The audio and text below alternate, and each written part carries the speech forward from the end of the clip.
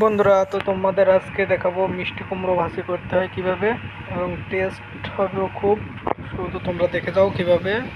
তারপর তুমি কড়াইতে তেল দিয়ে নিব। তেলটা গরম হওয়ার অপেক্ষায় থাকলাম।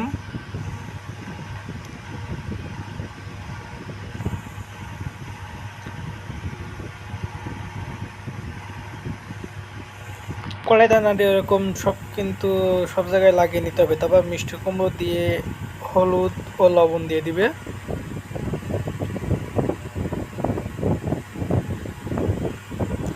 তোমাদের একদম ইউনিক একটা মিষ্টি কুমড়ো, সব সিদ্ধ হয়ে মনে করেন একটু আটা আটা হয়ে যাবে। ভাজিটা দেখেন, খেতেও খুব টেস্টি হবে। তো লবণও কিন্তু খুব বেশি দিবেন না।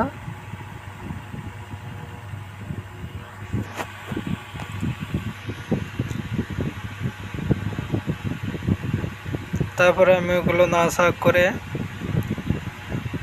লবণ ও হলুদ যাতে সব ঠিকঠাক মতো লাগে সেরকমভাবে নাড়াচাড়া করতে হবে।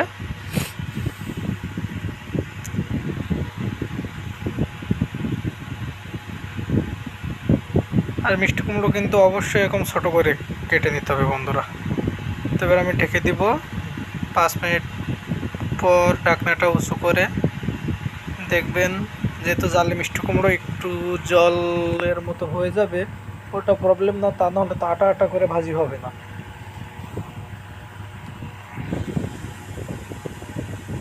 জালটা রাখতে হবে একদম অল্প।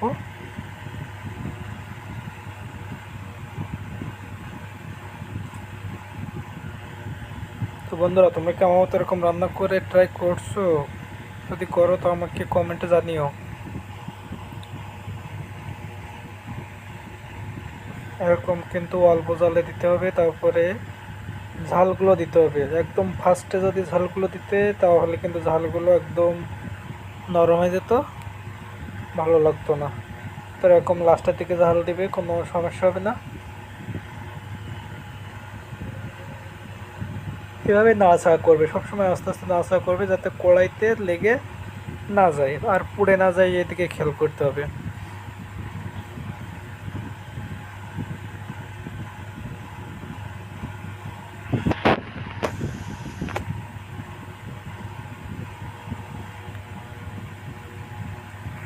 বন্ধুরা দেখো, আমার ভাজা কিন্তু অনেকটা ওই আসার মতো হয়ে গেছে,